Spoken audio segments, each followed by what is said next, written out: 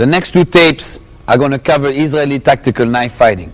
Israeli tactical knife fighting is probably the specialty of the house of the Haganah system.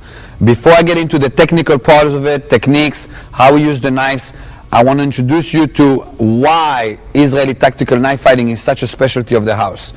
We believe that without you being able to use a knife as a weapon, all your self-defense techniques will be incomplete, in the sense of this is a new era. This is modern combat. There is knives out there. A lot of times you're going to have to use those weapons to defend yourself. There are lots of people say, I don't want to carry a knife because I just don't like it.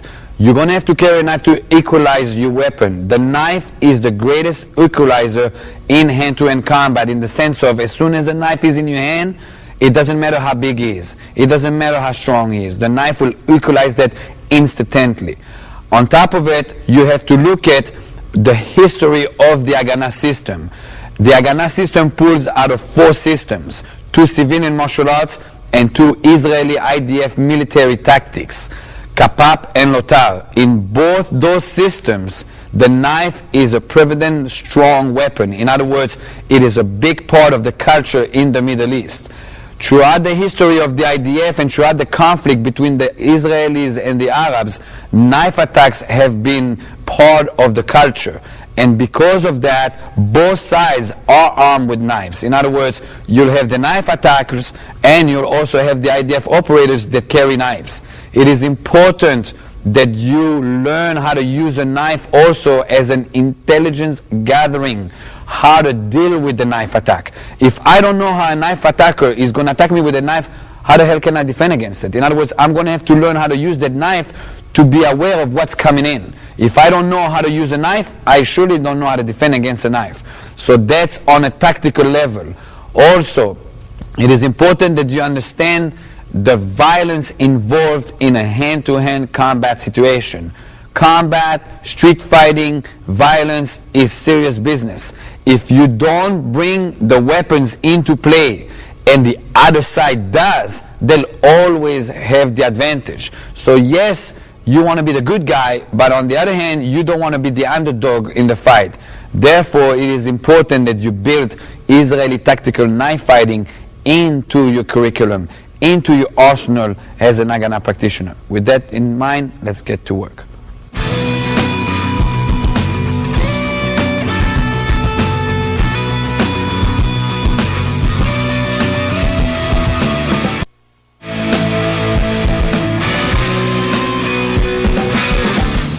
What exactly is tactical knife fighting? Tactical knife fighting can be categorized in 2 components, the tactical part of it and the knife fighting part of it. The tactical part of it is the strategy behind whatever we do. In other words, your knife fighting is going to be integrated within the strategies. If you only do the knife fighting without a strategy, basically you don't have an objective, you don't know where you're going, and you will be lost, and you will only rely on the physical part of it. So the tactical is the strategy part of it. Then is the knife fighting. For you to be a complete knife fighter, you're going to have to be able to integrate both the tactical part of it and the physical part of it. In the physical part of it, we will have deployment, we will have footwork, how to grab the knife, what to do with the knife, slashes, stabs, and so. In the tactical part of it, you will have the strategies. Where do I go with my footwork? Why do I go with my footwork? When do I go with my footwork? So knife fighting is about integrating the strategies with the how to use the knife in relationship to your body, your limb, your footwork, and the timing in the fight. Also, Knife fighting involves two people, you and the opponent. Unfortunately, until you fight somebody knife versus knife, you will not have the intelligence gathering how good they are. In other words, you're going to have to build your skill and your mentality to a level that is unbeatable from another side. And that is going to be how you develop yourself as a complete knife fighter. The first thing we have to address is the deployment. Deployment is probably the most neglected part in martial arts training today. A lot of people teach knife fighting, knife defenses, and they always start with one guy already with a knife in his hand, or maybe both of them with the knife in the hand. It has been proven that a lot of people cannot deploy under pressure. It is your responsibility to learn, to drill yourself, to be able to deploy the weapon that you carry under pressure. Now, what exactly is deployment? Deployment is the time and the distance it will take you to take out your own knife and be ready for combat. Now, I repeat that, ready for combat, not only taking it out. So, why am I saying distance and time? It's going to take you a certain amount of time to do so. Okay, a good time would be 1 second. Anytime you can deploy your knife within 1 second, it's good. Now there will be, depending on your skill, where you carry the knife, what type of knife you carry, how comfortable you with the knife, and all kinds of elements like so.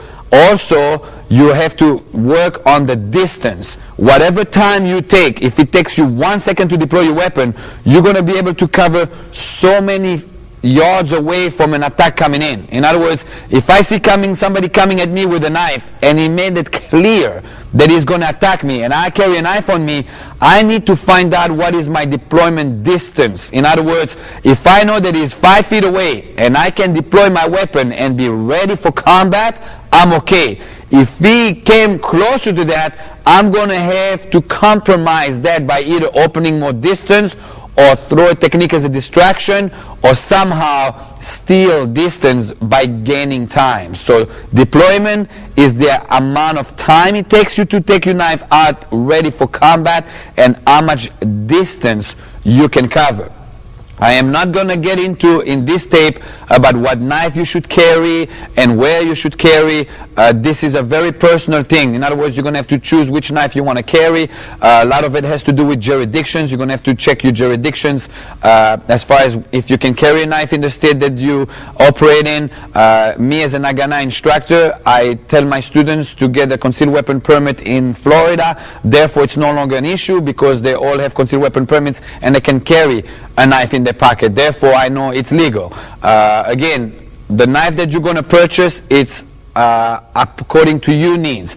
Military people carry fixed knives, in other words, fixed blades, and usually it's in a very fast deployment place in the gear. When I was in the IDF, my knife was a caber knife and it was right here. Anything happening, it was right out right away. If right now I walk around with a caber knife right here stick to my shirt, people are going to think I'm a psycho, and that's not something I want to advertise that I'm a psycho. I want to keep it to myself. In other words, I keep a folding knife in my pocket, which is much more low profile. So you're going to have to choose your knife and put it according to your objective. If you're civilian, or maybe if you're law enforcement and you carry your firearm here, maybe you don't want your knife right there because your firearm is going to be in the way anyway, and you're going to have to find another place where to put your knife. So deployment is very important, because you can have the greatest knife in your pocket, and if you never got a chance to pull it out and the other side already killed you, basically your deployment was very bad.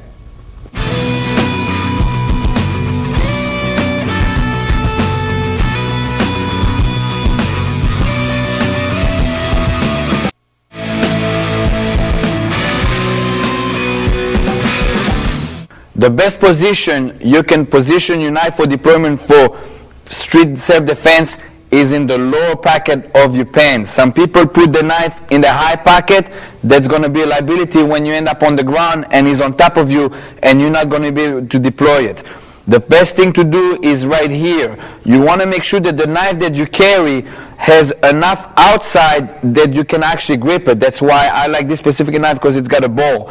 In other words, if the knife is right here, I can shove my thumb in and the knife is out. Okay, if it was here, it would be possible as well, but when I'm on the ground and somebody is on top of me, I won't be able to deploy it. Your knife has to be able to be deployed when you're standing, when you're sitting, when you're lying down, when somebody grabs you. You want to have access to that knife.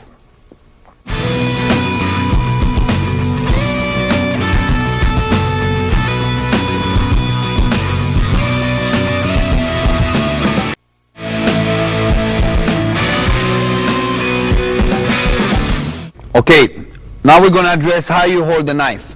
You will have two major styles of holding the knife, which is the regular grip and the reverse grip. It is important that you hold the knife properly so you don't lose it in the middle of an engagement. If you lose your knife in the middle of an engagement while the other side has a knife, you basically gave up your life. Okay, the knife is distributed into 4 parts. You got the handle, which obviously that's how you're going to hold the knife. You got the butt hand, which is an impact weapon and pressure point weapon.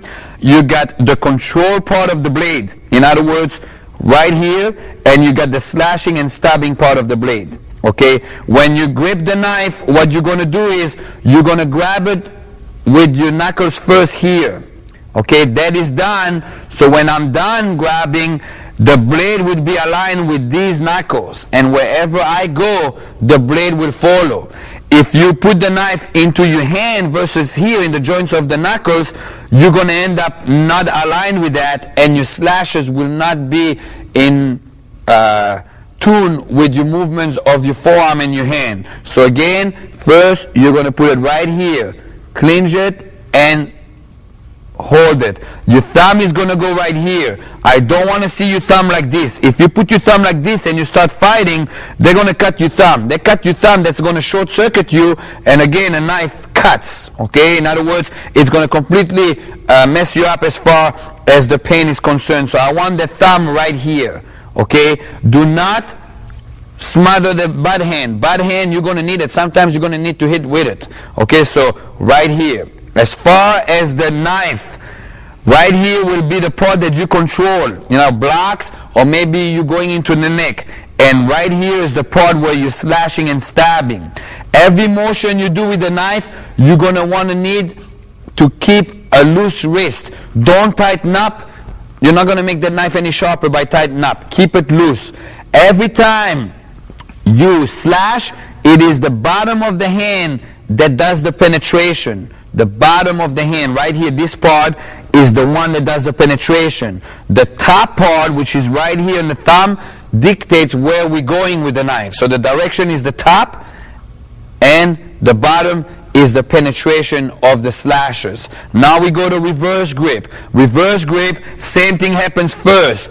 I'm going to grab right here. Don't grab like this. I'm going to grab right here, close my knuckles, and slightly put my thumb here. Do not put your thumb like this. You just lost your impact weapon. Put your thumb right here. Alright? From here, same thing. I want to keep my wrist loose. When you hold reverse grip, don't ever hold it like this. You have closed a gate. If I hold reverse grip, and you'll see in the second tape, which is the advanced tape, we're going to address reverse grip. You want to keep your gate open because it is an entrapping hook motion. As soon as you do this, you basically gave that up. If you're going to hold the knife like that, you might as well hold the knife like this, and you'll have more length and more reach anyway, and it's much better anyway. So again, one, loose. Keep everything nice and loose so you can use that knife in every direction and nice penetration on your techniques. Reverse, you're coming here and here. Do not put your thumb here, same thing here. Keep everything loose.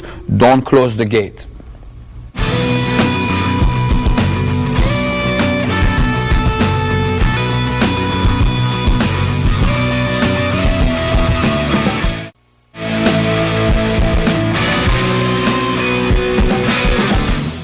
Fighting stance in knife fighting is different than hand-to-hand combat.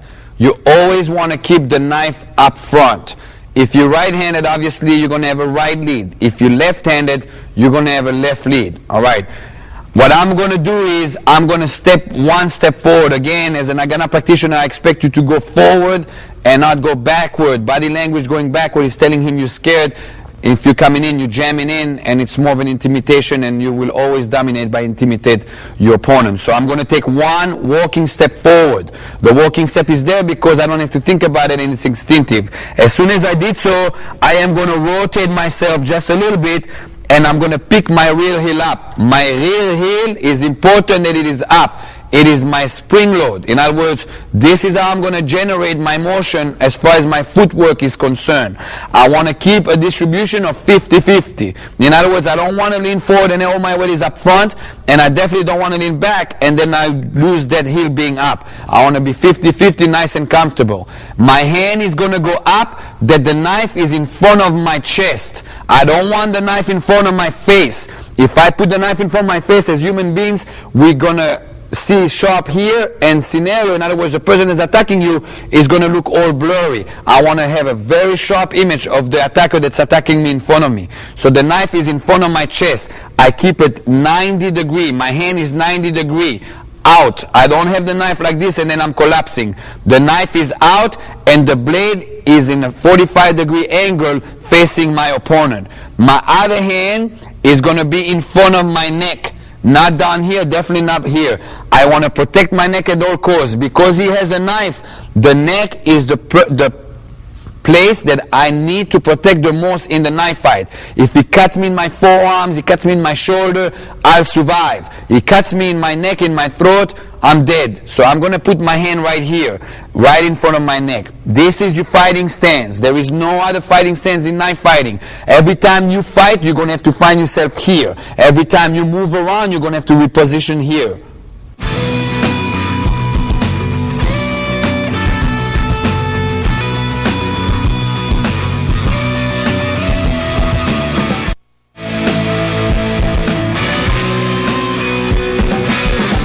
Okay, given the fact that you got it in a proper fighting stance and you have a proper grip on the knife, now you're ready to move. The first set of footwork will be going forward. When I go forward, I'm going to generate the energy of going forward with the rear heel. In other words, I'm going to push off from the rear heel. Whatever I push off, I'm going to take a step and close the gap. I don't drag my footwork. In other words, I'm not moving this foot first. The first thing I'm moving is pushing off. This is going to spring load my footwork. In other words, I'm going to have a little jilt into it and it's going to kind of supercharge my motion.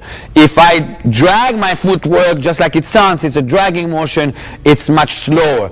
Everything upstairs remains the same. It remains the same. In other words, I'm moving forward, but I'm not moving anything upstairs for no apparent reason. I'm here, moving forward. Moving forward. It is important that you don't make big steps. If you make big step, that is considered a lunge. If I have an opponent with a knife that lunges at me, and I cut the angle on him, and I counter, it's impossible for him in mid-lunge to change his attack. You're better off to go 1, 2 little steps than one big step and realize that you made a mistake. So everything you do has to be loose, nice, coming in. Again, in, and coming back in. Anytime we go forward, it's considered offensive. Every time I'm going to go forward, I consider myself engaging. Okay, later on we're going to apply the technique with the footwork and put it together. But anytime you're going forward, you're attacking. Anytime you're going backward, you're defending. Again.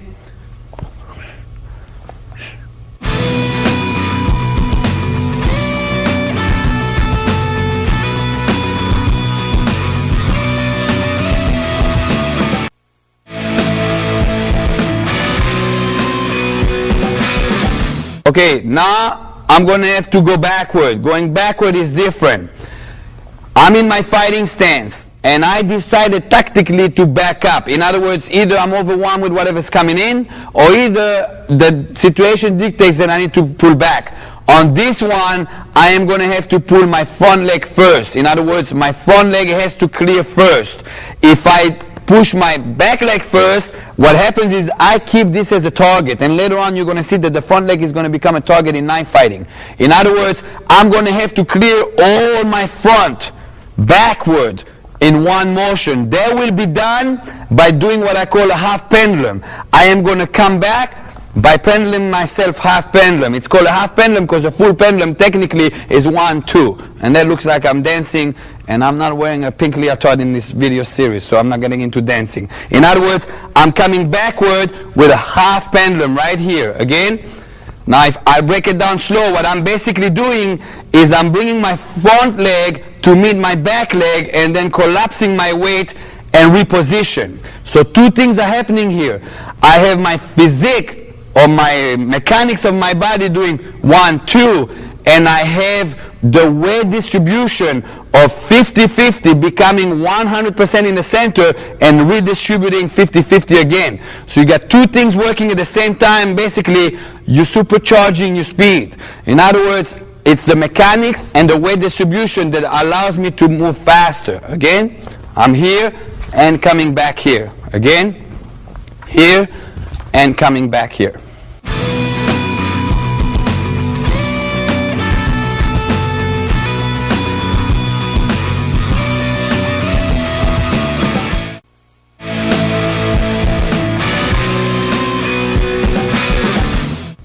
All right, throughout this series, you're going to hear me talking about a clock strategy.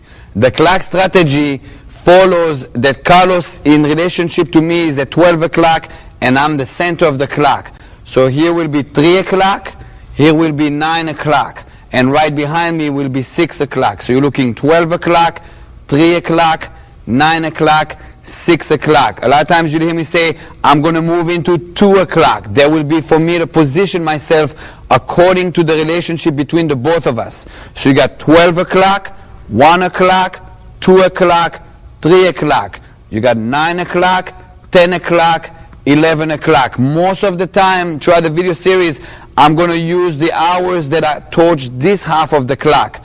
A couple of them will go towards the back. But most of the time it'll be either 1 o'clock, 11 o'clock, 2 o'clock, 10 o'clock, 3 o'clock, 9 o'clock. Each one of those hours have a relationship to right and left. 1 o'clock is the same thing as 11 o'clock, just it's on the right or left side. 2 o'clock is the same thing as 10 o'clock, just right side, left side, and finally 3 and 9.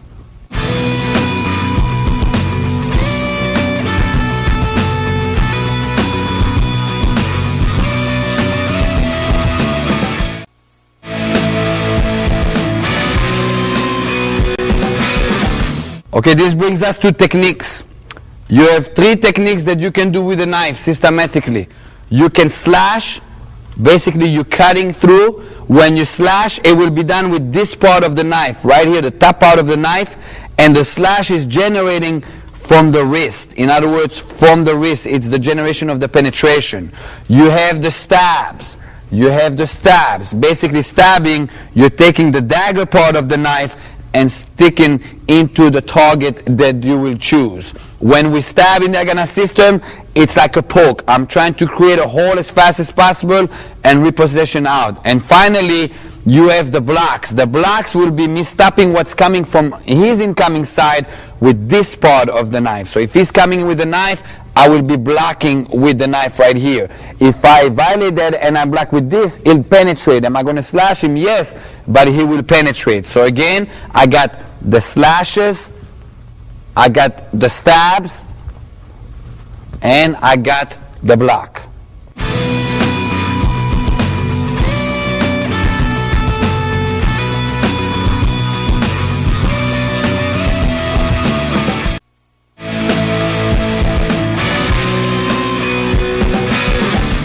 That brings us to the pyramid concept of attacks and slashes and stabs.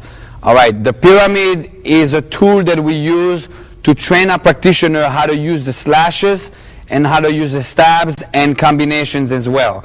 Pyramid works that there will be a square in front of you about 3 feet by 3 feet right in front of you. Imagine a square right in front of you. You take that square and you cut it in half with a diagonal. You take that square and cut it in half with a diagonal across. You cut it in half with a horizontal, and you cut it in half with a vertical. So basically you just created a square that is cut into a pyramid motion.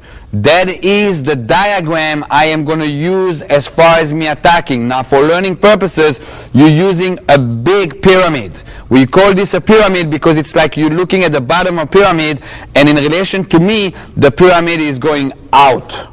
Alright, in the beginning, it's going to be a big pyramid. As you get better and tighter, you're going to make a smaller pyramid. And finally, you're going to make it the size of the target you're attacking. And we'll show you in a second in relationship to your opponent. Okay, the first techniques you're going to have following that pyramid are the slashes. Now, the reason why the pyramid is big in the beginning is for muscle memory programming. In other words, you're learning the techniques, and usually when you learn a big technique, you're going to ingrain it into your muscle memory. So I'm getting into my fighting stance, I'm getting my grip of the knife properly. I'm going to follow the lines that are on that pyramid. The first one will be a slash down. In other words, I'm slashing down. That is considered first angle in the pyramid, right here, slash down. Now I can travel on that line upward as well. 1, 2. So that line has 2 traveling routes. 1 and 2. Second one will be the other diagonal. That will be considered the second angle. Again, I can travel down and I can travel up. So I got down and up. It is important that every time you slash with the blade. In other words, when I went this way, blade was facing my opponent. When I go upward, I'm going to have to turn the blade and go with the blade. Don't go this way, you're going to end up getting stuck or basically raking him instead of cutting him. So same thing. This is 1, this is 2. And of course you can travel down, up, and down. Then you got to cross. You got to cross from this side and you got to cross from this side. So that will be considered angle 3, angle 4. Alright? Finally you got downward, upward. So altogether you have 8 lines of slashes. Diagonal down, diagonal up, diagonal up, diagonal down. Horizontal to this side, horizontal to this side, down and up. 8 lines of slashes. Now, as you practice your slashes, you're going to follow those lines. The reason for that is, if you attack according to those lines, you're never going to get stuck with your knife. Human flesh is flexible, muscle is flexible, skin is flexible. If you start doing like round motion on skin, you're going to get stuck. The skin gets all tangled up and you can't cut through. As long as you follow this technology of slashes, you're going to slash through up to the bone. In other words, the slash will penetrate. You're going to go through the skin, through the what we call soft tissue organs, the veins, the muscles, the skin, the fat. You're going to go right through it up to the bone. If you start doing any Picasso motion, in other words, round motion, it's not going to work. So every time you slash, you're going to follow those lines of that pyramid. Now, as you get better, of course, you're going to start tightening up, because I don't want to exaggerate my motion and travel negative. Travel negative means as long as the blade is going to my target, it's considered positive. As soon as I'm done cutting and I continue traveling, that's considered negative. Anytime I'm in negative, he can collapse me by either trapping me or by simply attacking me with his knife. I want to cut down the negative. In other words, I want to have as less negative as possible, because that's the weakness of the motion. Therefore, when you make the pyramid smaller, there is less negative. And finally, you make it to the size of a target. Next, you will have 9 points of stabs using that same pyramid. If you look at the diagram where the lines are meeting, there's going to be 1 point in this corner, 1 point here, 1 point here, 1 point here, down corner, 1 point here, 1 point here, and 1 point here. That makes 8 on the outside and 1 point of connection over all the lines in the center. 9 points of stabs. Now every time I stab, and this is why we call this a pyramid concept, I'm going to stab inward the pyramid. In other words, if I'm taking the top corner here, I'm going to stab this way, not this way. If I end up stabbing this way, you're going to see in relationship to an opponent, I end up slashing versus stabbing. Right now, I'm working on stabs, and I want to make sure that all my stabs are penetrating and basically making damage as a stabbing motion, not as a slash. So again, I got all those 9 points straight in the center, this corner, this corner, this corner, this corner, this corner, straight from underneath this corner. Now every time I stab,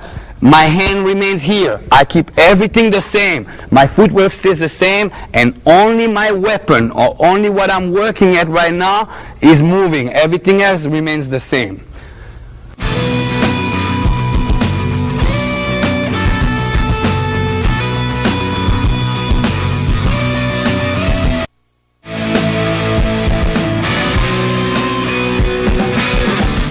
Following the pyramid concept, the slashes and the stabs, you can start building combination. The first combinations we're going to start working on is slash and stab. Basically what I'm going to do is, whatever line I traveled on the slash, I'm going to reverse and stab. In other words, if I took the diagonal down, I slash and stab. If I take diagonal on this side, slash and stab. I basically reverse it into a stab. Slash, stab, slash, stab. Slash, stab, slash, stab, slash, stab, slash, stab. Every motion is reversed. They will build you a combination. In other words, you not only slashed him, you just came back with a stab, so you're going to shock him. A lot of time in a knife fight, when people get slashed, they don't feel it. In other words, the adrenaline is kicking in, and the slash is not felt right away, in the sense of, because there's so much stress, there's so much adrenaline pumping in, they didn't realize they got slashed. Now, you did the damage, but you did not shock them, in the sense of they didn't feel it. And it's the stab who's going to come back with that shock, which will be the short-circuiting him as far as being effective. On the same token, you can have stab and slash. Now, stab and slash is a little bit different. I'm taking a stab. I'm going to have to rotate the blade to come with a slash. In other words, if I took that stab, I don't want to disconnect, come out of this flash, and then slash him again. That will be considered two attacks. It will be a stab, come back, slash. I want to create damage by stabbing him, keeping the point of my knife into his flesh, hooking it, and slashing. So his wound will be a hole, a hook, and a deep slash. Again, stab, hook, and slash. Stab, hook, and slash. Anytime I stab, I hook, turn the blade, and slash. Stab, hook, and slash. Stab, hook, and slash. Again, I'm following all those points that I have. Now, if you are looking at on a mathematical view of it, you have 8 slashes to begin with. You have 9 stabs. You have 9 stabs. You have 8 slash and stab combinations. And you have 9 stab and slash combination. 8 multiply 9 multiply 8 multiply 9. This is how much possibilities you have in your attacking modes. Okay, if you multiply those numbers and you attack somebody following this pyramid, there is not one human being on earth who's going to be able to cope with that pressure of stress coming in with all these attacks. So when you attack using the pyramid motion, you're coming in with those combinations, one after the other, overlapping. He doesn't know where it's coming from, he doesn't know what's next, and you keep attacking, keep attacking. That's going to overwhelm him, short-circuit him, and damage him to the point of that you basically eliminate him or terminate him.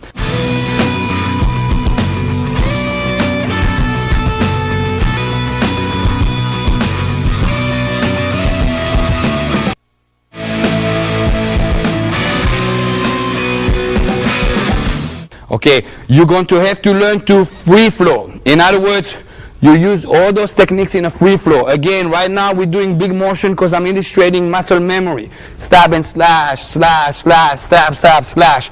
You have to go as fast and as slow as you can record what you're doing. I don't want you to end up doing this and flailing your knife and you don't know what you're doing. The difference between us and the animals is that we control our action. I don't want to do an action that controls me. In other words, you have to do the drill and the training recording what you're doing. So you basically saying to yourself, slash, slash, stab, stab, slash, slash and stab. Then you know exactly what you're doing. Therefore, you're in control of the motion. Now we're going to go into a free flow drill. I want you to be able to get better at what you do following this drill. In the beginning of the drill, you're going to see me doing wide motion following that pyramid.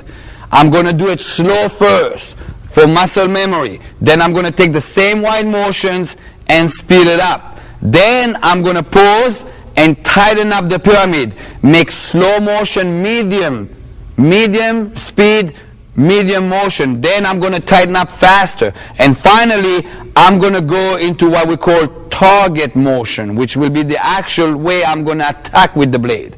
Alright, here comes the drill.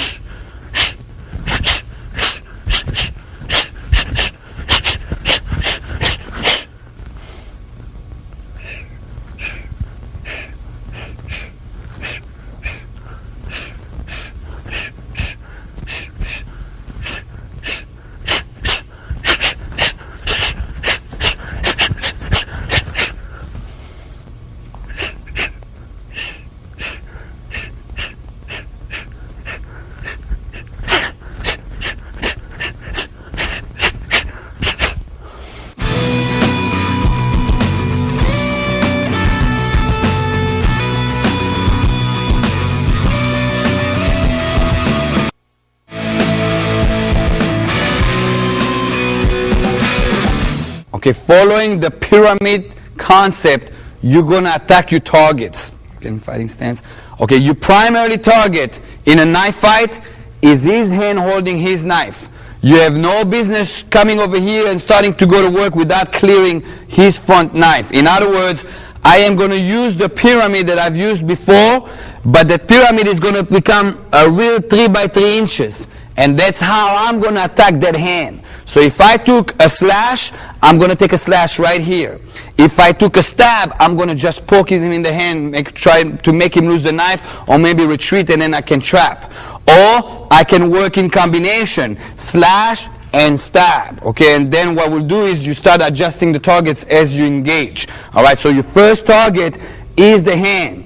It does not take a lot for a knife to nip the tendon or the finger for him to lose the knife. The only people who will keep the knife after you nip them or either stab them in the tendons here are people that are under the influence or either alcohol or drug that they can't feel it. That's the only people who will keep it. Now if they ended up keeping the knife, the tendon and nervous system will end up retracting the motion even if they don't want to do so. And then you'll have a trap to begin with, so it's not really irrelevant. In other words, your first target is that hand holding the knife. Secondary target will be the mobility. Mobility is the tendon right here or the tendon on the inside. In other words, I'm going to try to use that pyramid into a slash right here. If I cut him on the tendon here and he tries to move towards me, he's going to collapse this way. In other words, I took his mobility out. If I collect his tendon on the inside with across the pyramid this way, he's going to collapse this way. In other words, I took his mobility out of that. After that, I get a freebie on killing him basically. And only then your third target will be his throat. And the same thing happens here. I put like a little pyramid as a target. If I'm stabbing, I'm coming stab here. If I'm slashing here. If I'm stabbing and slashing, it'll be one coming in, hooking, and slashing down. So my pyramids are starting to be on his body. Primary target, the hand. Secondary target, the mobility. Third target, the neck. Those are primary target. Then you have what I call secondary target. In other words, targets that are there for management of the fight, not as objectives. There will be his forearms, cutting his forearms. I cut his forearms, I'm not going to terminate him or incapacitate him. It's just going to help me with the management of the fight. Cutting his legs, not the tendons, his legs. Cutting his abdominals, cutting his shoulder. Those are secondary target that if you ended up taking it in the process as a transition, that's okay too.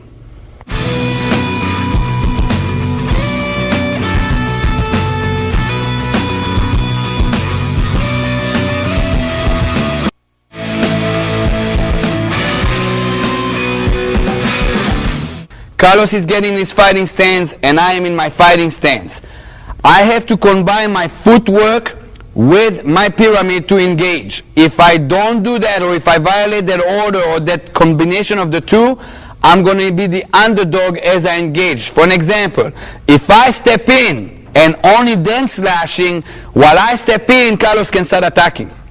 If I reach to do my pyramid and I'm out of reach, and on the negative, if he steps in with his footwork, then he's going to end up attacking me. So in other words, I'm going to have to apply my footwork and the pyramid on engagement. That's called proper engagement. All right, as I said before, primarily target is going to be the hand. Therefore, I am going to enter with a slash and stab, but I'm going to push off my footwork going forward at the same time. So basically what will happen is slash and stab. Okay, that will be my engagement. Again, slash and stab. Now, according to what you like, some people like to come diagonal and stab. Some people like to come horizontal across. You can go there and stab here. It doesn't really matter. The slash will take care of nibbling him in the tendons of fingers, either disarming him or either retracting, and then you'll get a freebie on the stab. It is important that you understand negative in relationship to the engagement. If you stepped in and then you do, then you're going to have that negative, that's a half beat, that Carlos can attack.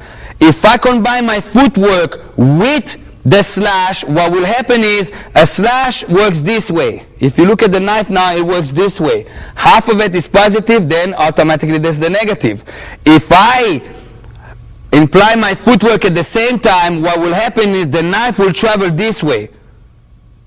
In other words, my footwork is going to steal that negative. Okay, it's an optic illusion, but the knife never, even though my action retracted, because I'm pushing off with my footwork, knife always traveled forward. That's called stealing the negative. And that's called having a proper engagement. So every time I engage, it's footwork, slash, and stab. Any of those combinations, slash and stab. I don't want to see my Haganah students going straight for a stab, ignoring that hand. I don't want to see my Haganah students only fishing for a slash, because if he retracted his hand and now he comes in, you did not occupy the line in the half beat. It's important you understand. Every technique I throw, if it's a slash or if it's a stab, that's considered a full beat. Things in between are called half beat. The half beat I establish by supercharging your footwork in combination of your techniques, and that will give you the edge in the knife fight. People that are uneducated about knife fighting look at it and say, wow, they're quick. They're not quick. They are inserting half beats in between.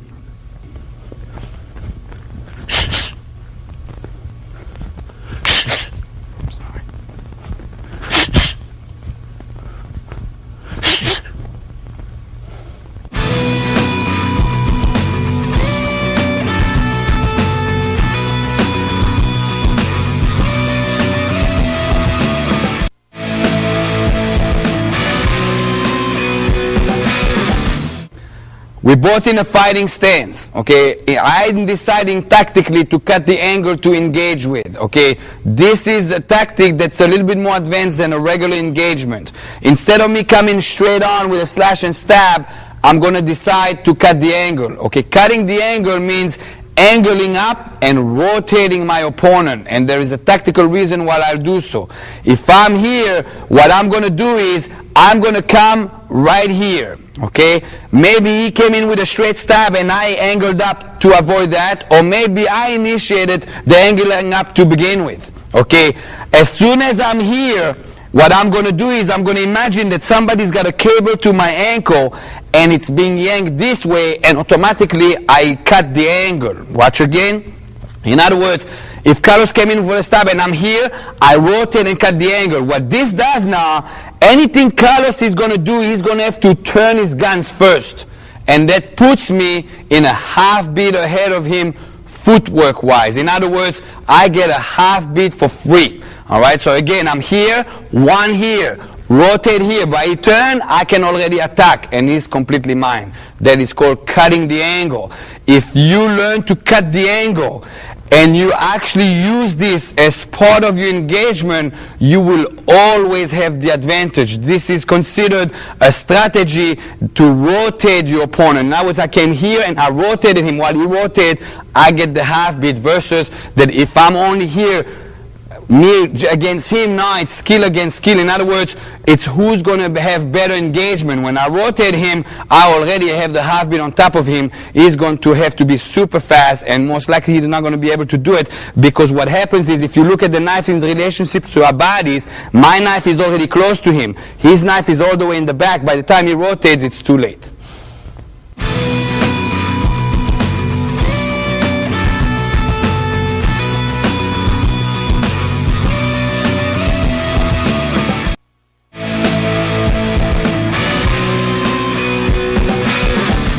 Okay, just like we engaged, now we're going to disengage effectively. Okay, the disengagements will work that I feel that Carlos is coming in, and somehow I have a sixth sense telling me I'm not ready to cut the angle, I'm not ready to defend myself, and it's better for me to back up. If I back up, I'm going to use the footwork I used earlier. In other words, I'm using the half pendulum. But if I simply move back and use the half pendulum, he's going to keep coming with his attacks, and sooner or later I'm going to either collapse, or either the environment is going to confine me that I can't back up no more.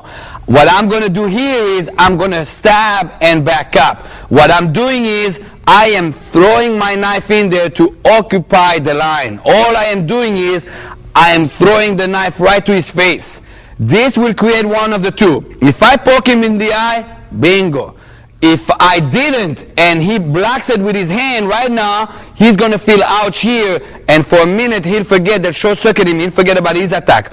Or if he simply flinches backward, that's defensive. Then I got the time to back up. In other words, I'm one here and backing up. Every time I disengage, I'm going to throw a quick knife jab or a quick stab in direction to his face, so it gets his attention. Either he'll jilt back, either he'll go to block, or either it gets actually poked up, and I disengage. Then I can assess again and come back properly into a proper engagement, or what I call an effective engagement. So again, if you feel that he comes in and he's rushing you in and you did not feel ready yet, don't be afraid to disengage, because if you were stubborn and stayed stationary and for a second kind of like got into a shock, it's going to cost you with your life. So if you have to disengage, you disengage, occupy the line, proper footwork, reposition, rotate him, and coming back into a proper engagement.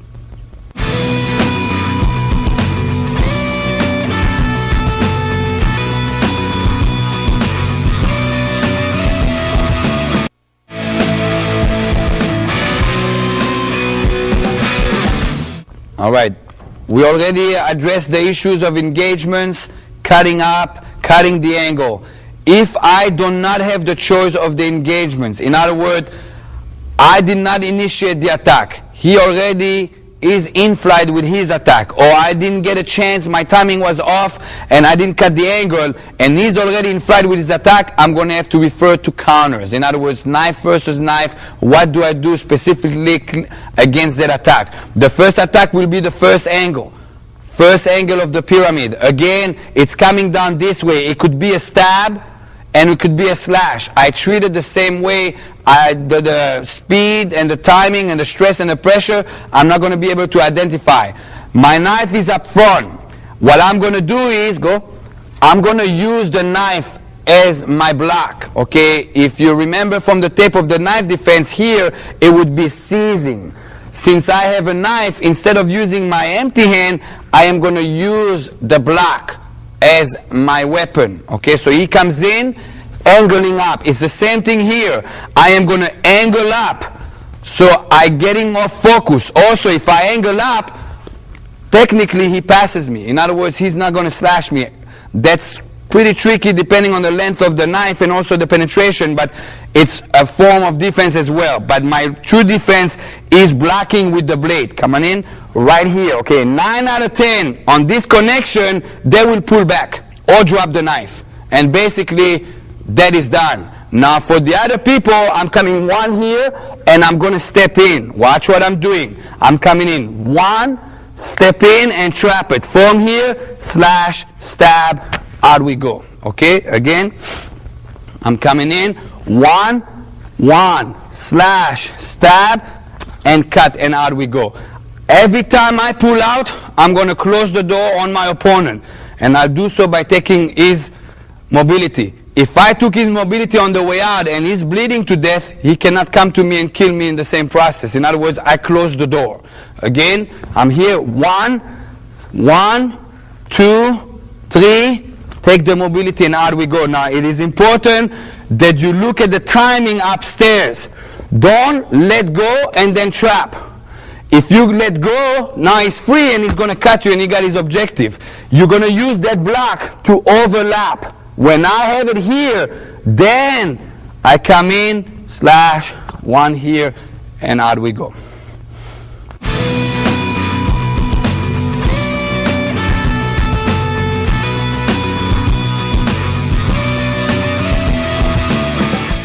All right, Carlos comes in with that same attack. Now, sometimes you have to realize that timing is not only up to you. In other words, you timing in the fight does not only rely on what you're going to do. There's a different person engaged in this engagement, which is your opponent. Sometimes he's very fast. Sometimes the attack is already in motion and you did not have the timing to go here. In other words, you froze for a second. If you fail to move into a dominant position, you're better off letting that attack pass and attack on the negative or counter on the negative. In other words, right here I attacked on the positive. It basically was an interception. That will require you to stay calm under pressure. It will require you to have the confidence to engage, and that's going to have to be developed over time. Now, I'm going to take you into, I'm here and I let it pass. As soon as I let it pass, what I'm going to do is I'm going to use my blade and my trap. 1 here and 1 here. I connect with the blade first. In other words, I let it pass. Don't go like this, because if I go like this, he can slice you up. It is the pain that's going to make him short circuit by me putting here and coming here. From here, again, 1, kidney shot, take the mobility and out. Again, I came here, let him pass, throw your blade in there, and trap by the elbow. Right here, by the elbow, and kind of like pin it to him. From here, don't waste your time. As you travel here, you're going to end up slashing here and fillet him. Slash through, kidney shot. When you stab somebody in the kidney, it short circuits his whole system. And from here, I'm coming down on the tendon, slack out, and he'll collapse. Okay? Again, I let it pass. 1, 1, 2, slack out. Go on this side, please, Carlos. Let it pass. 1, 1, 2, slack out, and there we go. Okay, Carlos went here, and I passed in, I came in. Right here, look what I'm doing. I'm going to enter 1, 2. See what I'm doing with my footwork? I'm entering to slash, so my stab is nice and strong. From here, I'm going to cut the angle. It's the same thing again. It's like having a cable to my foot, and somebody yanks it here, cut the angle here, slash, and out I go. Okay, again, I'm letting pass, 1 here. Slash and stab, enter, cut the angle in here. You always cut the angle, because right now, after I cut him, he's going to collapse that way anyway. You don't want to cut him here and he collapses here. If anything, he's going to pull you into a ground fight with the knife, and that's going to be very ugly. Always go out where you know he's not going to collapse into.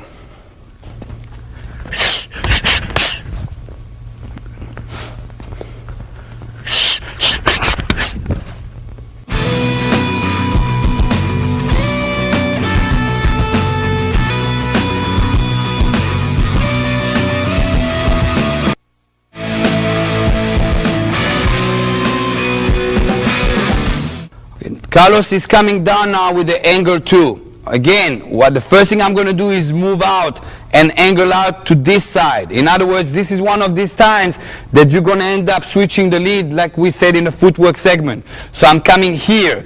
As I do so, I'm going to shoot my blade as my block. My other hand is going to go by my neck as a precaution. In the empty hand segment, we were catching positive, negative. So now I got a knife, I'm going to use that knife to my advantage. And I put the other hand by the neck. If you're paying attention techniques here are overlapping in principles from the techniques in the empty hand. I try to program my practitioners in the Agana system with as less techniques as possible so I can train you as fast as possible. It is the same methodology that is used in the IDF. When the young soldiers come in, they got to train 2-3 months, 4 months the most, and they get deployed. We don't have years to train them. The same thing happens in the Agana system. It is not my objective to train you for 10 years and finally you can defend yourself. I want to give you the system, you train a few months, and you're ready to go. So the principle overlap. And the footwork is the exact same footwork, okay? Instead of me reaching this time, I'll use the knife. All right, from here, same thing will happen. I am going to go for a trap. I'm going to step in and regain my fighting stance. In other words, if you're paying attention, I switched over now. As I step in, I'm going to take this foot and regain my fighting stance, and I'm going to trap by the elbow. From here, I'm going to slash and stab. I have no business starting slash and stab before I trap, because Carlos is going to just drive that knife into my throat if I do so. So again, 1, 2, 3, same shot, slash across, kidney. From the kidney shot, I'm going to take the mobility again, and again, I'm closing the door, we're cutting the angle. Again, it is the same methodology. I came in here, 1. From here, 1, 2, cut the door, and cutting the angle on the way out.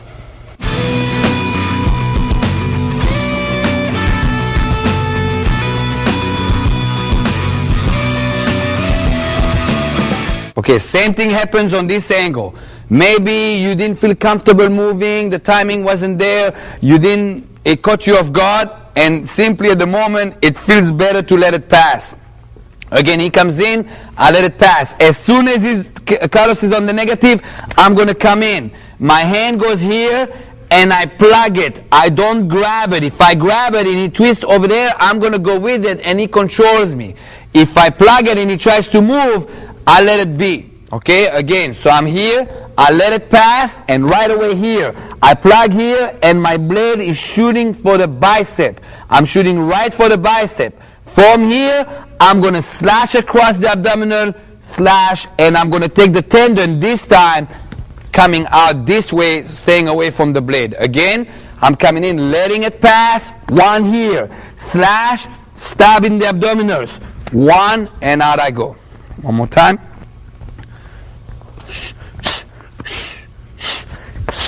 And out I go.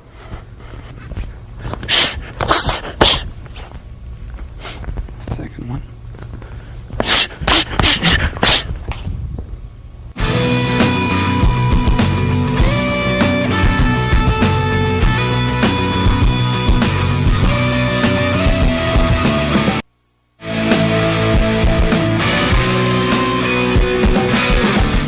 That brings us to angle number 3. Carlos comes across, right horizontal into my abdominal. Again, across, right horizontal. The first thing again I'm going to do is I'm going to angle out for the reason of getting him off focus, get myself a little bit more space. Same thing here. So I'm coming here. As I do so, I'm going to use the knife again as a block. Right here, my other hand goes by the neck just in case he got through, and I want that hand to protect my neck no matter what. I have no reason reaching out. I reached out earlier here because I had no weapon. If I have a weapon, I'm going to use the weapon as my shield. So again, I'm coming here, 1 here. From here is the same thing as we did earlier, just is downstairs. I'm going to enter and trap. When you trap, plug, don't grab. If I did grab here and he turns the hand here, now he controls me and it's a problem. Okay, so again, I came in, 1, trap. From here, slash across the abdominal, stab him, angle out, and take his mobility out, close the door on the way out. Again, I'm here, 1, 2, angle out, and here we go.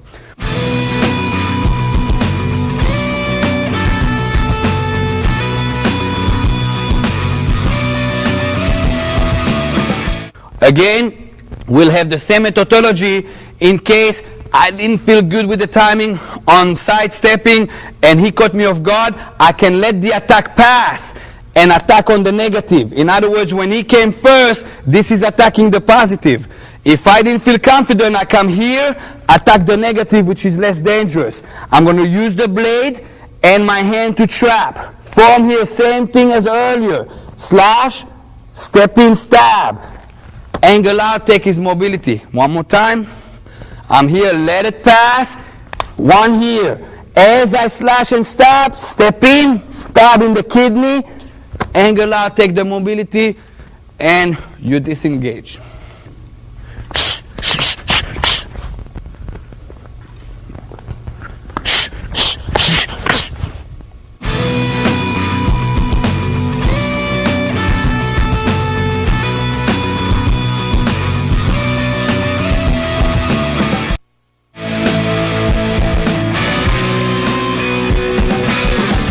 This time Carlos comes across horizontal from this side to this side, right here. Again, the first thing I'm going to do is angle out for the sake of getting him more focused and also giving me a better angle on my counter.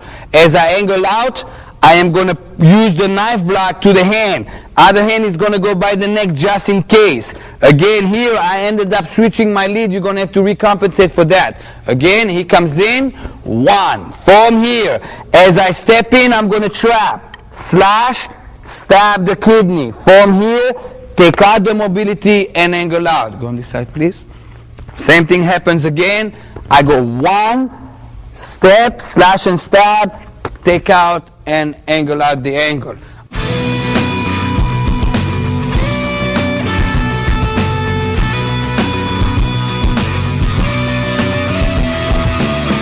On the same token here, I can again let it pass. In other words, I got stressed out, I didn't feel comfortable going over there, I let it pass. On the negative, I trap. One to the bicep, one trapping here. Remember not to grab with your thumb. If you do so, you're going to go wherever he wants you to go. You're just here plugging.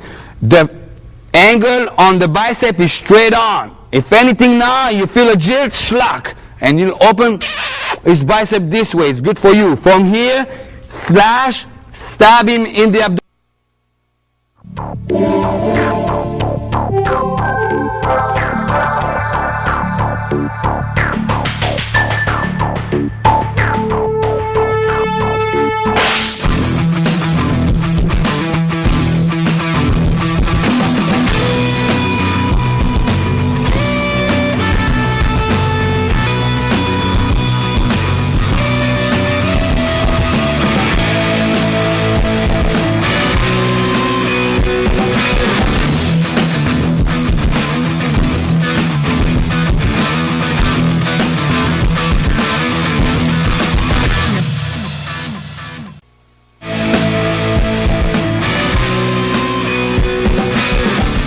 That brings us to knife sparring. Before I get into the technical part of it, I want to explain why we do knife sparring, what are the advantages and what are the liabilities of knife sparring.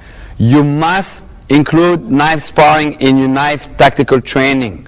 If you do not spar with knives, you're never going to understand the dynamics of timing. You're never going to understand the dynamics of entries. You're never going to understand the relationship between you and an opponent. And it is something you're going to have to do within your techniques and in your training.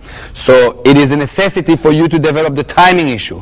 However, the liability of sparring is you're not sparring with real knives. And in a certain sense, you are building a wrong sense of confidence because you're actually not getting cut or you're not getting basically terminated. So you're going to have to fine-tune your knife sparring that it still stay realistic, but you still get the training. That is done in the Agana system with the time limit on the knife sparring and also the training knives that we use. The time limit in knife sparring in Agana is 30 seconds.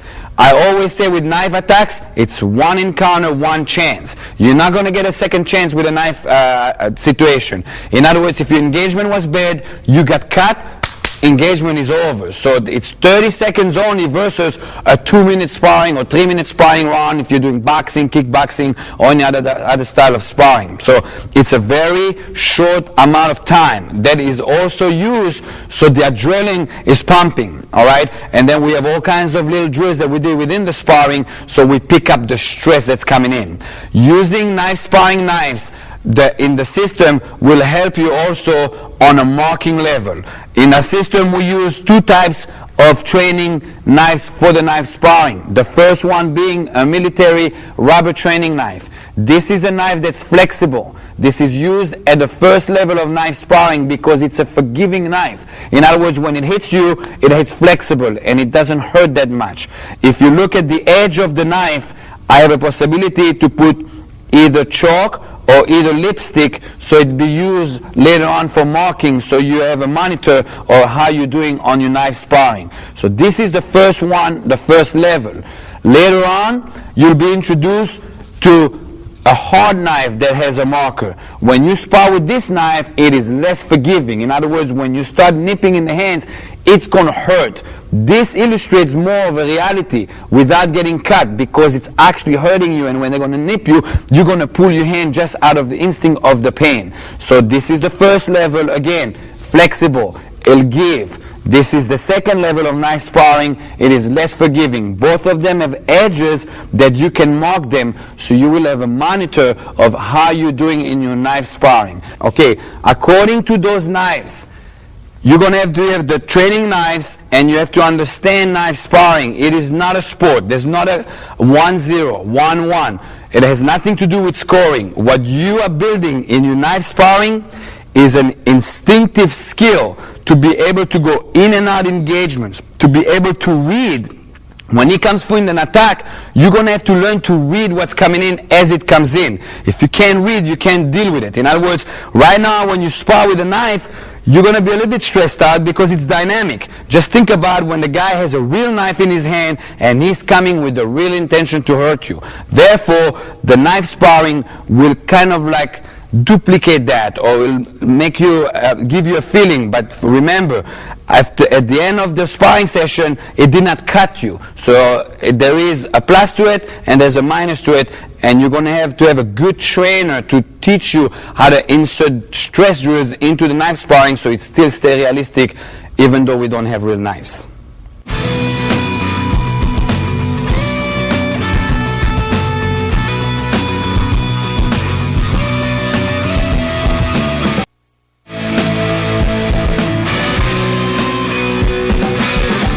All right, I'm facing Carlos, Carlos is facing me. Now before we get into the actual techniques, I want to remind you of primarily targets. My primary target is going to be to nip his hand. Any cut or any nip I do on his hand is basically either disarming him or either collapsing him into he's going to need to pull his hand, and then I get a freebie. So you're going to see that my main target to begin with will be the hand. Secondary target will be take out the mobility. In other words, the tendon on this side or the tendon on this side. And then I will have the shoulder. We use the shoulder in Agana as a target simulating the neck. If I get him across the shoulder, it would have been just like I cut him across the neck. If I poke him straight in, it would have been just like I got a stab in the neck. We stay away from the face because I don't like to program my practitioners to have too much gear on. Every time we train you, we want to bring you as much as possible to the reality. In other words, if you start having a helmet, headgear, then your confidence will be false in the sense of you're not going to care that that knife is going to poke the helmet. So our target as a training device is the shoulder, but it's still going to have the instinctive defensive movement behind it. All right. When you knife spar, it is important that you understand the quality of your entry. In other words, your entry is very important. If your entry is sluggish and slow, you're basically getting in the line of fire of his knife. You got to be very careful. A lot of people, beginners that start knife sparring, they get too excited and they start just slashing each other all over the place. In reality, after one good slash, you're incapacitated. So that's not reality.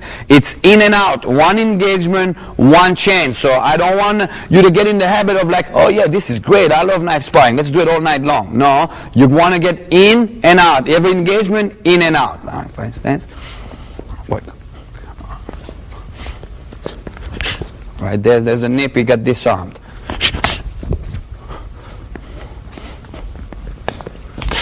Right there, mobility. Right there in the neck. Okay, you're going to have to learn to be sneaky. In other words, Don't always, fighting stance, sometimes I'll fake down here and I'll go up. Always try first here. Now, I know Carlos. Carlos knows me. He's been my student for 13 years. In the street, you do not know how good he is. In other words, you don't know how fast he is. You don't know if he's got good entry. You don't know if he's got any training to begin with. You always want to take out his knife first.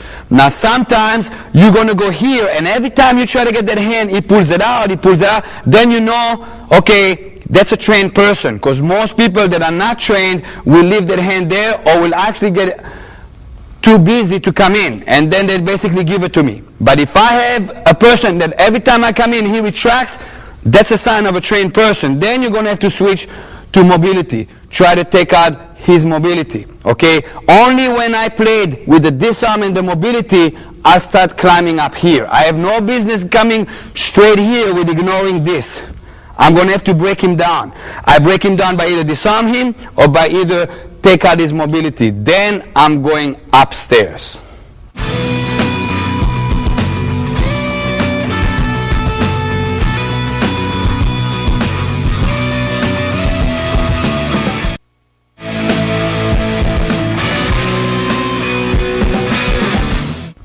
I got Carlos in front of me. It is very important for you to realize and remember, you need to stay composed, calm, and patient. Don't start jilting yourself into the knife. He's got a knife. Do not ignore that fact, okay? There's a lot of people that get into knife sparring and they get too excited and they just go in just for the sake of going in. I'd rather wait a couple more seconds and read what he's got. Usually, while you look at your opponent, you're going to see if he's trained, you're going to see if he knows what he's doing, and if anything, you're going to be able to detect anything that's coming in much better. With that in mind, I'm going to use a rotation. Okay, rotation means instead of me always coming in straight, slash and stab. Even if, let's say, I got a good pyramid technique, I'm nice and tight, my footwork is good, my engagement confidence is good. If I always go in that way, it's my skill against his skills. In other words, if he is as trained as me and as good as me, he can angle up and then it develops from there. A lot of times I'll use a rotation to be a thief. I'm going to steal a half beat. Okay, what that means is every time I turn, Carlos is going to be forced to rotate, to align his knife to be in line with his attack. In other words, when I turn, he rotates. In that time that he rotates, there is a half-beat timing behind me. In other words, I am the one who dictated when he gets to move. I can basically now engage. What the rotation will do is it will give me an engagement advantage. In other words, I departed first before he departed. In other words, I rotate him as he rotates schlag. I got him right there, disarmed him, and then I got a freebie on the entry. It is important that you remember that the patience in the knife sparring is very important. A lot of people get into knife sparring, and because it's a plastic knife, they are going into la-la mode. They're in la-la land. Oh, we're going to do this all day long. That's great. Remember, in reality, it's a real blade, and you'll have one chance, one engagement. In other words, you're not going to have a second chance. And it's important that you learn to be patient, and if you're not sure, start rotating your opponent so you got a half-beat advantage on the timing.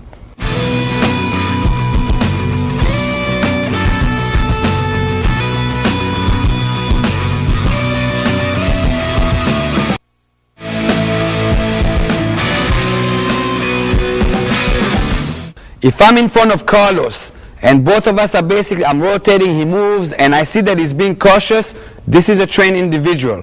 This is when you can start elementing, putting the environment to your advantage. Okay, what I mean by that is, maybe I want to projectile something at him. Okay, in Israel, it's usually, I spit at him. Most people, you spit at them, they either move or they go like this, and then you get a complete freebie. In other words, I'm using the environment to help me out, not only rotating. Maybe if I see that there's something behind him, a wall or something, I start putting the pressure on him, and then he, for a second, get shock circuit by bumping into what's behind him. You need to learn to use the environment to your advantage.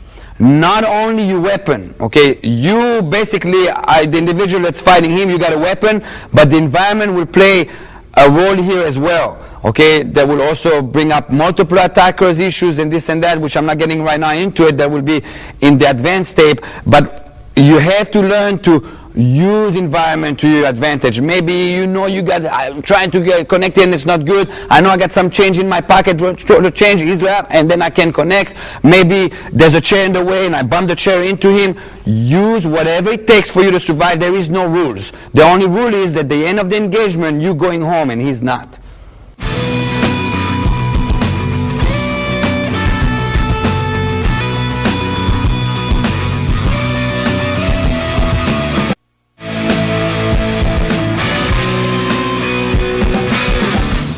Now let's address the issues of advanced tactics. After you have mastered the footwork, the techniques, the principles, you've been introduced to sparring and you develop that, you can move on to advanced tactics. We're going to introduce you to 3 advanced tactics. Number 1 will be the reverse grip style of fighting. Number 2 will be double knife. I got 2 knives against my opponent. And finally, we're going to address the issue of multiple attackers within a knife fight.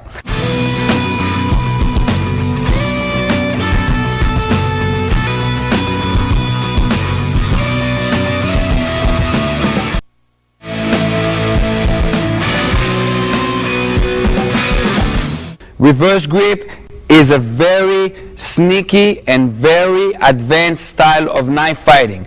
It has a better technique and better tactic in the sense of you're going to completely absorb your opponent and slice him open. In other words, it is a F.I.G.H.T style of fighting with a knife versus a fencing style. When you're in regular grip, you're basically fencing.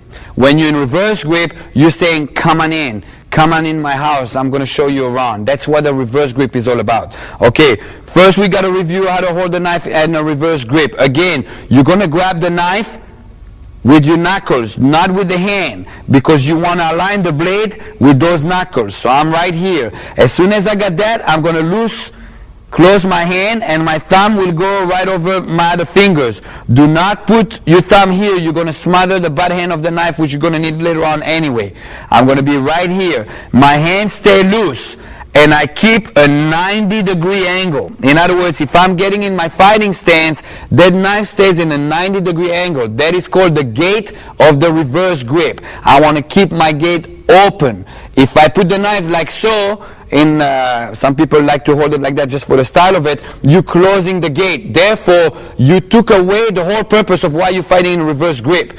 Might as well hold the knife this way. Alright, so I'm keeping my gate open. Now we're going to have to go over the same principles as we did with the regular grip. You're going to have to be able to apply all your pyramid techniques with the reverse grip, starting out with the slashes. So I got slash up, slash down, slash down, slash up, horizontal across, slice up, slice down. So all those lines apply on that pyramid like you did before with a regular grip. Same thing applies here with the size of that pyramid. In the beginning, nice and big. So your body records the muscle memory, and if the motion is big, usually your body will remember. You get a little bit better at it, you tighten it up. You get better at it again, you tighten it up to the size of the target that you're going to want to cut. So first thing is the slashes. Second, you're going to have to stab. Again, every time I stab inward the pyramid. If I take this corner, I'm going to stab this way. So the knife goes inward the pyramid. If I take this corner, I'm going to stab this way. I'm not going to stab this way, they'll end up slashing out. So every time I stab, I'm going to stab inward. Again, I make it big first, and then I start tightening up. Every time you stab, it's like a poke, like your ice poking ice, a poke. Don't try to stick the knife into him because it's going to take a long time to stick it out. Just make a hole. Make a hole. That's why you go into the throat. It doesn't take much power to enter a throat with a knife. All right. Finally, you will get the combinations. You got slash and stab. Again, whatever slash you take, you reverse. Slash, reverse into a stab. Slash, reverse into a stab. Slash, reverse into a stab. Slash, reverse into a stab. And finally, you got stab, slash. Stab, slash. Stab, slash. Remember here, you're going to have to turn the blade, so you don't end up raking them. It's important that every time you slash, you're using the blade. you're using the blade.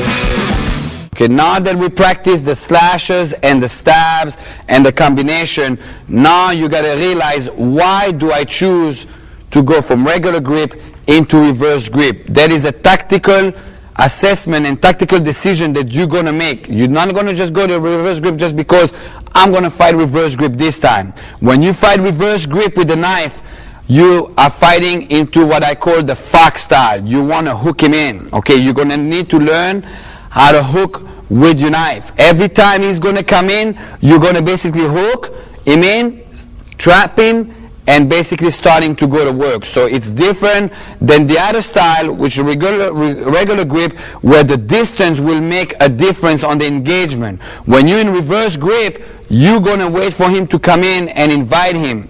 Now, this will require that you build good skills, because you actually letting him get engaged you. Okay, in some way, psychology-wise, you have the advantage, even though it doesn't look like so, because you are baiting him in. You know he's going to come in.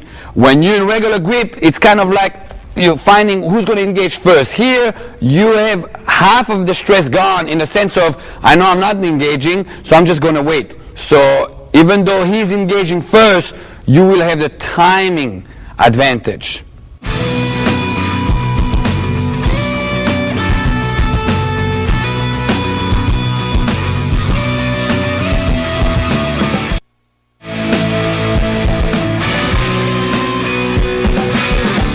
Okay, in the segment of the regular grip, when Justin was coming in with a straight angle one, the block was created this so. Okay, the difference between blocking and hooking will be that if Justin comes again, I'm going to hook instead of block. Okay, the reason for that, if I'm in reverse grip and I block, most of the time that will create a disconnection and I never got a chance to pull him in. Alright, so hooking will be hooking him in. This is the reason why in Israeli tactical knife fighting we don't use double-edged blades. Okay, we use singular blade, because if I had a double-edged blade, when I'm hooking, I'm going to end up cutting him and he's going to disconnect just out of being cut. If I have a singular blade, then what happens when I hook him, I can trap him in without him pulling out because he's getting cut. So that's the main reason why in Israeli tactical knife fighting we don't use a double blade as a leading knife. Now you're going to see later on, as we use both knives, two knives, the rear knife will be a dagger and that knife will be double-edged, because there's no issues of trapping or hooking or bringing him in with a knife. That knife would be simply used as a piston. So the leading knife is never double-edged. If it's a rear knife, that's going to be a double-edged knife. That's why in the military units, the leading knife is always hooked here, like the paratroopers or the special forces, and the secondary knife is a boot knife.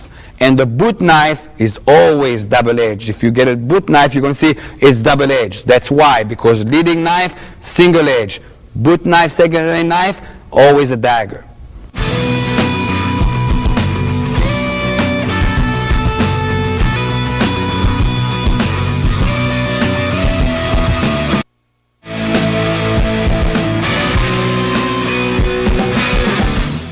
Justin comes in with an angle one attack right here. Again, I do not know if he's coming in with a slash or maybe he's coming with a stab. I am going to deal with it as the line traveling in.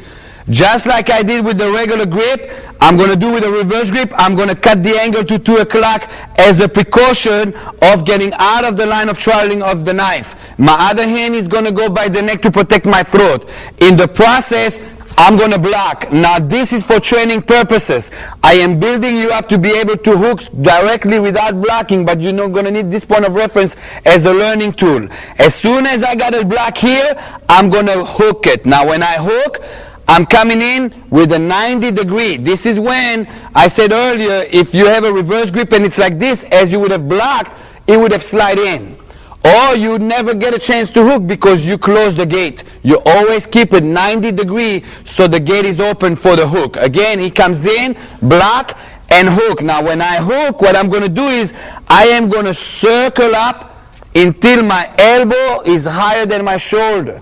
If your elbow is lower than your shoulder, you're going to direct him to your neck and he's going to kill you. In other words, every time you hook, that elbow has to be higher than your shoulder. I call this the Quasimodo technique, because look like Quasimodo. In other words, if you don't feel like Quasimodo for 1 second, you got it wrong. Again, it's here and up, so that elbow is higher than the shoulder, so he cannot cut you in your throat. One more time, he comes in, 1, and right here. From here, I have a trap. 1, slash, stab, out I go, just like the same way I did with a regular grip. Again, he comes in, 1, hook. From here, I go to the elbow.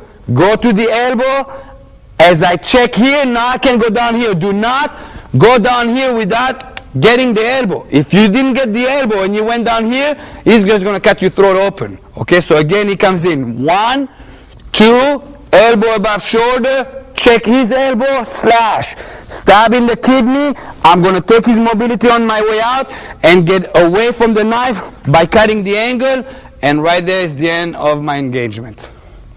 Now, as soon as you have developed the block and you got the footwork done and you got the positioning done, now you're ready to go into straight to hook. It is very important here to realize that what's going to make you survive this is the footwork more than anything else, in the entry and on the way out. Every time you position yourself according to the footwork, you are going to determine if you're going to survive or not survive this engagement, because when you're in reverse grip, essentially you have less length with the knife. Therefore, you're inviting them closer. You're going to have to compensate that by having superb footwork. As it comes in, I'm going to hook straight in. From here, slash, stab, on my way out. Remember, on my way out, I don't want to come here and try to get out here, and now he kills me on the way out. I'm always going to get out of the line of the traveling of the knife when I'm on my way out. Again, I'm here, hooking him, 1, 2, and out we go.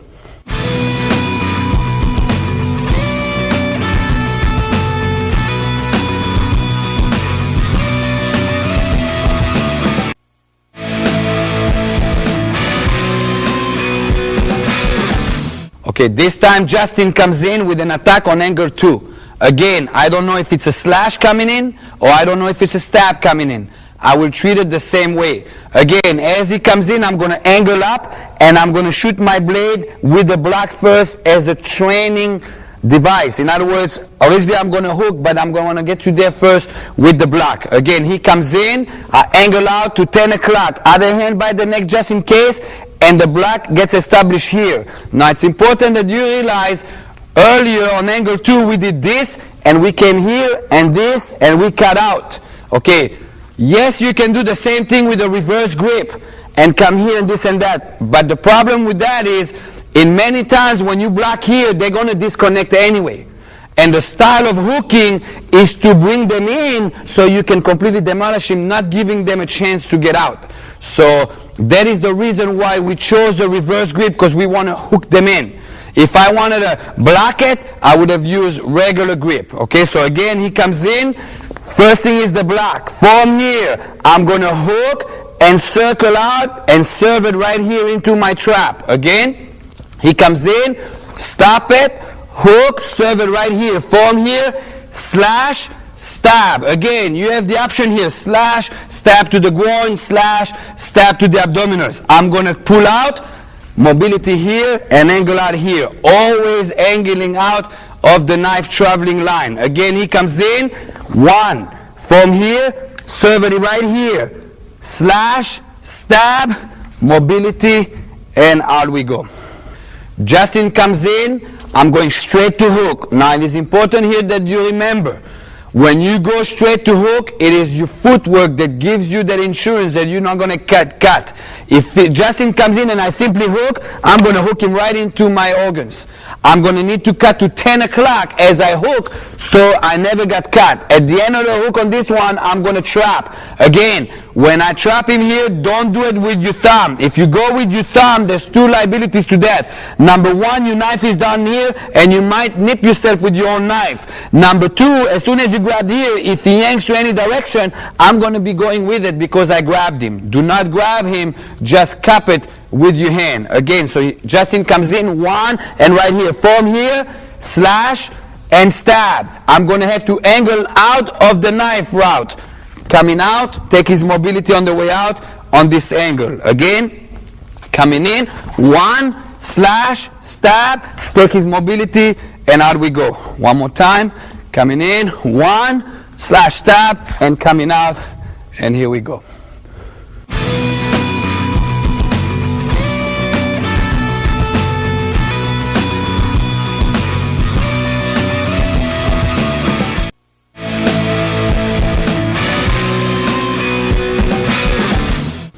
This time Justin comes in across with an angle 3.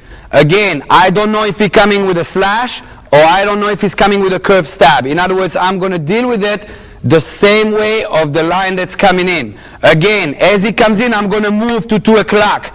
So I don't stay focused in front of him. If in anything, I make him pass the line of the attack.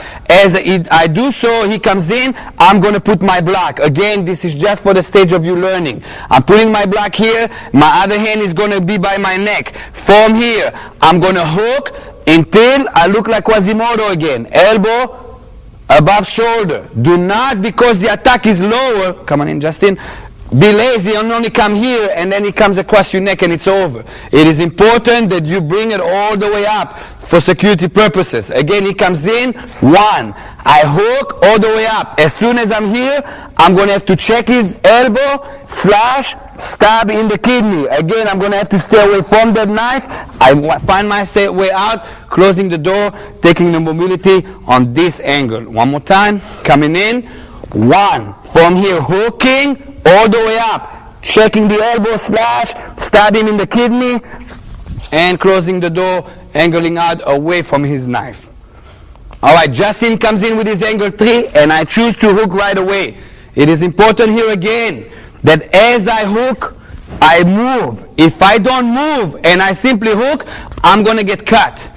I have to angle out and make sure my elbow is above shoulder. When I have this neutralized, only then I come in with my counter attack and with closing the door.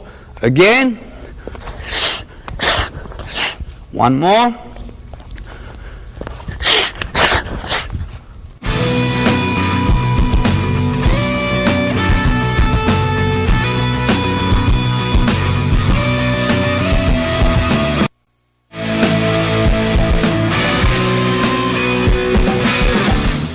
This time Justin comes in with an angle 4, right across. Again, I don't know if he's coming in with a slash or if he's coming in with a curved stab. To me, it doesn't make a difference. I'm going to deal with it as the line of travel of the knife. As he comes in, first thing I'm going to do is angle out.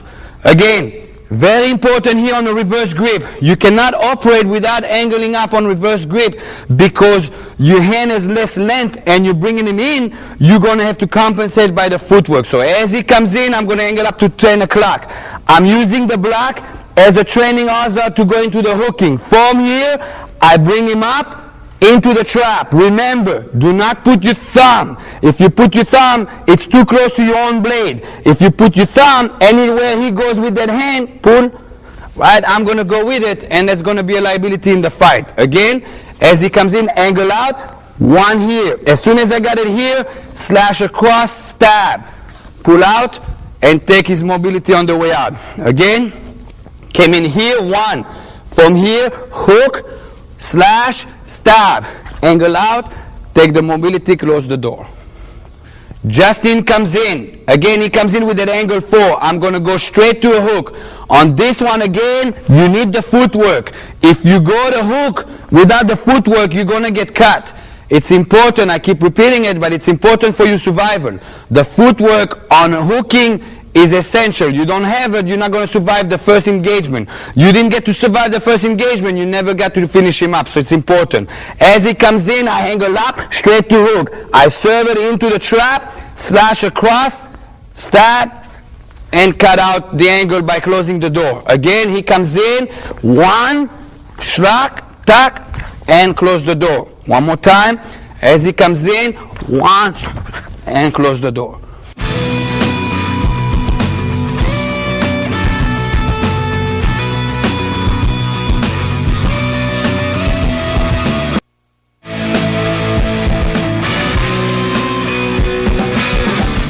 This time Justin is going to come in with a straight stab. He's just rushing in with a straight stab. This time I'm going to hook him in and I'm going to use a howling of my bodies, and I do so. As he comes in, I'm going to do this. Again, as he comes in, I'm doing this. Okay? My body, I'm not going to shuffle back or take a step back. If I do so, come on in, I ain't got nothing. I didn't get to hook him. In other words, hooking is inviting him in. I'm going to invite him in by howling my body and make him believe that he's going to get what he's going to get. Again, I'm here, and all I'm doing is this. Now, if you look at my footwork, originally my heel is up. And as I go back, I replace that so I can create this space right here. Again, right here. Now, one of the big reasons why it is better for me to do this versus going backward. Number one, going backward, I won't hook him. And number two, maybe I'm not aware of what's behind me. And I try to back up, and there's a wall behind me, and he gets his stab because the wall stopped me. So again, if I'm here, I know I'm occupying this space. I'm going to keep occupying that space, but I'm going to change my posture so I can hook him in. Again, he comes in, and I hook him in. Here, there is no block. It's going to be, go slow motion, please. It's going to go straight into a hook. Now again, at the end of my hook, my elbow is going to be above my shoulder. From here, I'm going to piston straight out, control the elbow, slash, stab. And I'm going to find myself out on this angle, closing the door. Again, coming in, one, elbow above shoulder, piston in, slash in the process, stab, close the door, take his mobility out.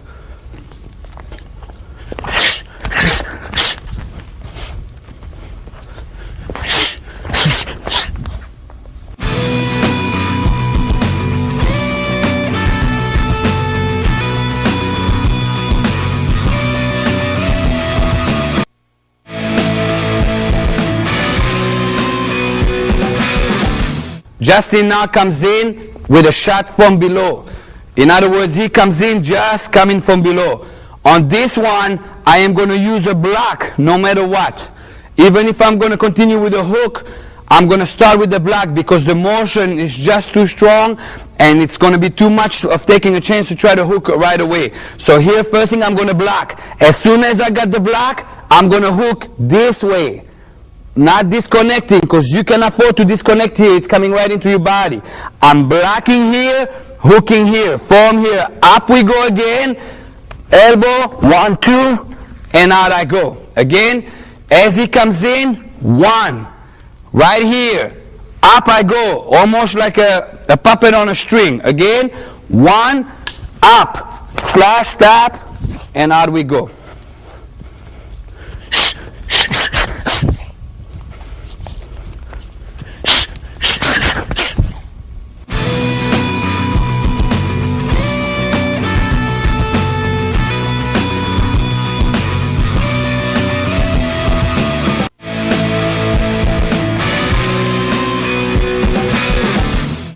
Double knives. That brings us to the issue of double knives. Usually in a military setup, the leading knife will be a single blade and the rear knife will be a dagger. There is a reason for that. The leading knife has to have the option to be able to hook if I choose to go in reverse grip, and also so I can threaten my opponent without actually endangering him. A lot of times, instead of me using the blade, I'll use the door pod. He doesn't know that and he's intimidated, and I'll get the information out of him real fast. In other words, the knife up front has to be a single blade. Rear knife is a dagger. Now I'm going to pick you up from what I left you the last segment with a reverse grip. Carlos is going to come in with an understab. I'm right here. Again, I'm right here to begin with. From here, I'm coming up. Now instead of me trapping and coming in with this knife, I got a dagger that's working like a piston.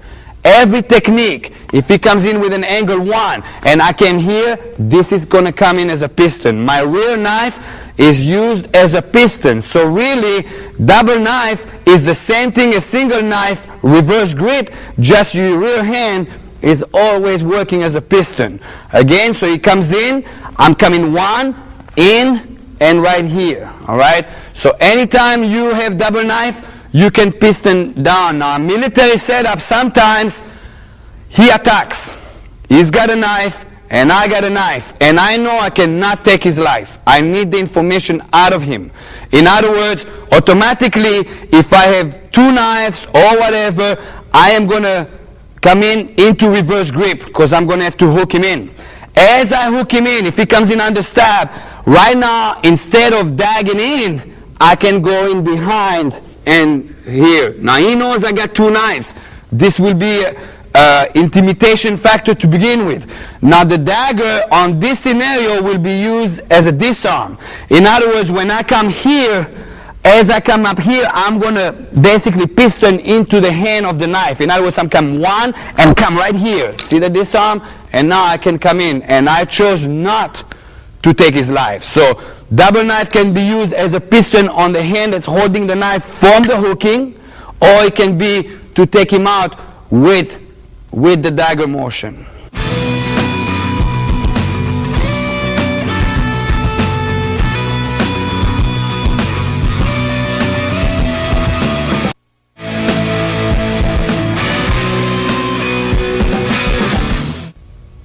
That brings us to the issue of multiply.